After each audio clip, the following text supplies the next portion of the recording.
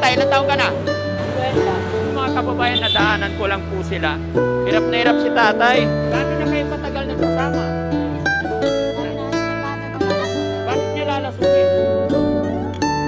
Galit siya sa sinacrifice ninyong umalis sa bahay para sa inyo. Pag gano'n, pag kailangan palayuin kayo, hindi kawawa naman kayo sa lansangan. Daging?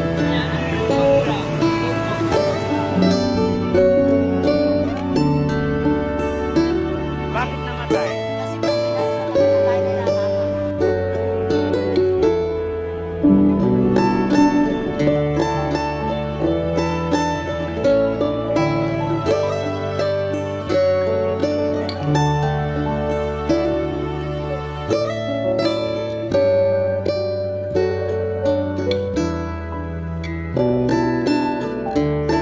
Ay, saan kayo papunta?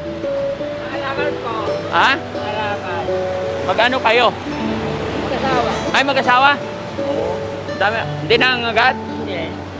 Ilan taon asawa mo tayo? Isang buwan na may kita na.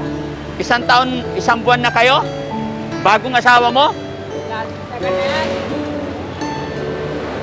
Ilang taon na siya? 21 ka na? Teka, saan ka? Malitaran. Paliparan ikaw? Ikaw tayo, ilang taon ka na? Kwenta. 50 mag-asawa? Matagal na kayo mag-asawa? Oo. Saan ang bahay nyo? Sa ano? Si tatay, taga saan si tatay? S5. Base 5, paliparan din yon. Ba't nandito kayo? Alakal. Umulot. Mula doon hanggang dito, nagbabay kayo? Oo. Eh, hirap na hirap ka kasi tayo, mga kababayan, nadaanan ko lang po sila. Hirap na hirap si tatay. Kasi kasama yung asawa, 55, tapos ikaw? 20? 50? Hindi ka 50. Magsi-20. Ilan na alaga yung aso? Dalawa. Oh, bakit kasama yung aso? Bantay ninyo. Wala na kami sa kaso namin isa eh. Oo. Ito na wala na. Oh. Wala nang alaga namin. May asawa kang una, tay? Wala. Binata ka? May anak kayo? Wala pa. Ay, wala pa. Paano na kayo katagal nagsasama? Isang buwan lang?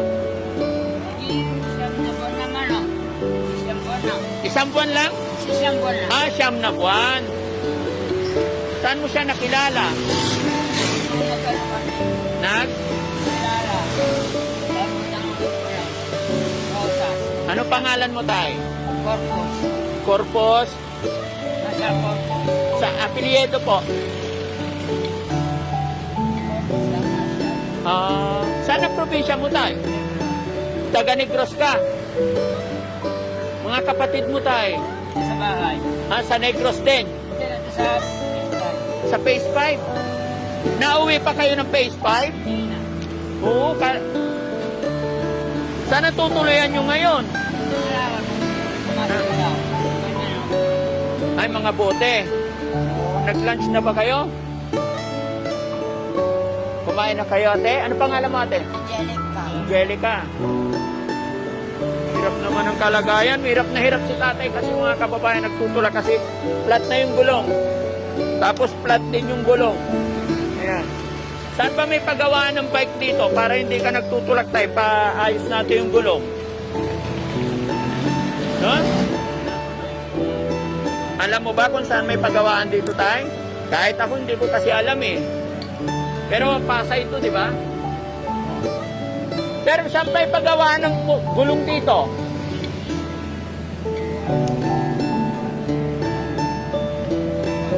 Unahan pa? Para hindi ka nahihirapan tayo, pagawa mo yung gulong ng bike mo.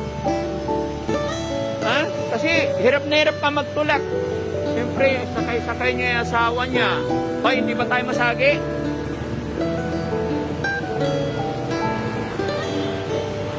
Sabi mo kung di tayo, baka masagi ka. Hindi, pasok mo dito. Ayan, no? Tignan nyo mga kababayan, no? Flat yung gulong. Flat din sa likod. Ito lang ang hindi. Oh. Di ba tayo tignan mo flat na flat? Magkano ba isang gulong, tay? Tulungan lang kita, tay, ha? Para maayos yung gulong. May pera ka pa ba dyan, tay? Wala nga. Ha? Parehas kami wala. Parehas kayo. Asan ang magulang mo, ate? May sakit ko. Nagbabantay rin pa ng pamangking ko. Pero hindi na kayo umuwi doon. Kailan kayo huling umuwi doon? Ng Lunes ng hapon. Lunes, ano ngayon? Sunday. Oo, umalis kayo doon Monday. Kailan kayo babalik doon? Baka sa ano pa kami babalik doon, sa Lunes pa siguro. Isang linggo. Pagbalik ninyo, may pera na kayo. Wala pa, kasi may sugat na rin eh. Iyon na yung alaga namin. Po? Sabi ng Alas na namin yung alaga namin. sabi ng stepfather ko, lalasunin ko ng alaga namin. Alaga namin. Ay, yung stepfather mo, lalasunin yung alaga nyo. Oo. Kaya umalis kayo? Oo. Bakit niya lalasunin? Kasi nandun na daw sa galit, umaso. Galit siya sa aso. Oo. So, sinacrifice ninyong umalis sa bahay para sa inyong mga alagang aso? Oo. Pinalayo lang kami ni mama. Ayun na. At pinalayo na lang kayo. Ba't ganun? Ba't kailangan palayuin kayo? Di kawawa naman kayo rito sa lansangan. Gaano na kayo katagal na ninirahan dito sa lansangan? Ano lang, pagpuntay ko ngayon. Saka di ba kami nagpupunta rin na minsan doon sa iba-ibang ano. Ang layo ng narating nyo. Kung paliparan phase 5, tapos ito lang gamit nyo. Hindi ka nahirapan tayo. Dahil nga nakakarating ako yun sa konti. Sa pote. Pagtutulak lang. Oo. Pero hindi ka masyadong mahirapan tayo pag okay yung gulong. Sa gulong dito. Ha? Tapos yung mga face mask nyo, tutumi na, oh. Palitan natin face mask nyo. Okay lang? Kuha ko face mask. Bigyan ko kayo. Wait na. May pahingi ako face mask. Bigyan ko sila. Para palitan yung mga face mask nila. Dalawa. Oh, tanggalin nyo na yung face mask nyo. Yan. Tapos tayo, bibigyan kita pera para ipagawa yung gulong. Para hindi ka nahirapan. Magkano ba isang gulong? Ha? 150? Tanggalin mo muna para maliwanag. Baba mo lang tayo. Isang gulong 150. Sigurado ka magagawa na? Pagkabayan. So 300. Saan kayo kumain kanina? Lunch? Wala pa kanya. Namin, kinain namin. Ha? Tinapay. Tinapay lang kinain nyo. Nabibigay sa amin ng mga nakapot ko. Nangingi-hingi. Alam ng magulang niya tayo. Alam na magkasama kayo. Okay ka lang, ate? Ate, may tatanong ako sa iyo.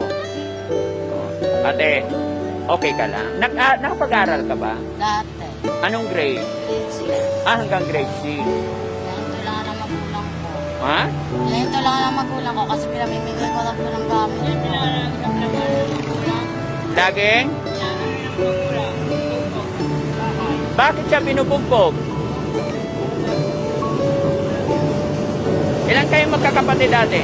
Minsan si Luis patay namin po. Sino? Kapatid kong bunso, patay namin. Bakit namatay? Kasi po pinalas sa tabi ng bahay na mama. Ilan pa kayo magkakapatid? 5. Minsan nag-aaral high school. Si Angel at si Pinchay, malaki na rin. Sige. Pasensya na kayo, naabala ko kayo. Bibigyan ko kayo pangkain, pampili ng gulong, ha? O, tay, 3,000 para mabili mo, ha? Kasi yung 150 hindi kasya. Hindi sigurado, palit ka na lang ng gulong siguro, tay. Ganito gawin mo. Bili ka na lang ng rim para ikabit na lang. Kabilaan, ha? Tapos kain kayo, maligo sana kayo.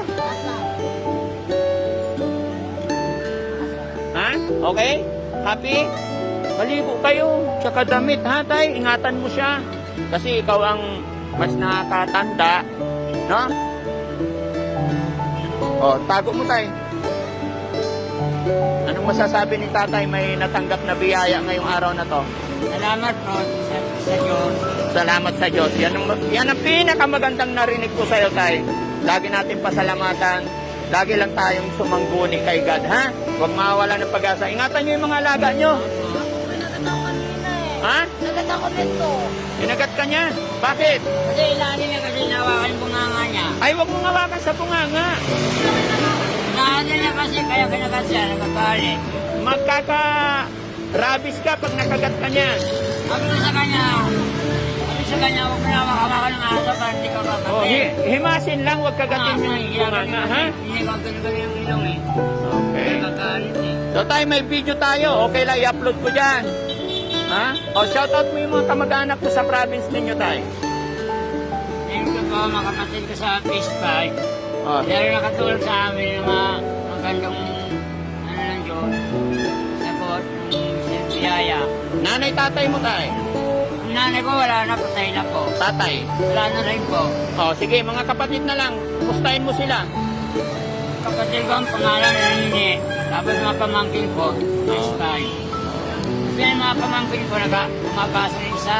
O, Yung pamangkin ko may tindahan. Yung kapatid ko roon. Kasi ayaw lang hanap buhay niya, wala rin eh. o, sige, tayo. Ingat kayo, ha? Pamalaglag ka eh. Hindi naman. Hindi po. O, sige. Pagpapalitan mo yung gulong mo, ha? Ingat kayo. So, ayan mga kababayan, nadaanan lang namin sila, tatay. Hirap na hirap magtulak.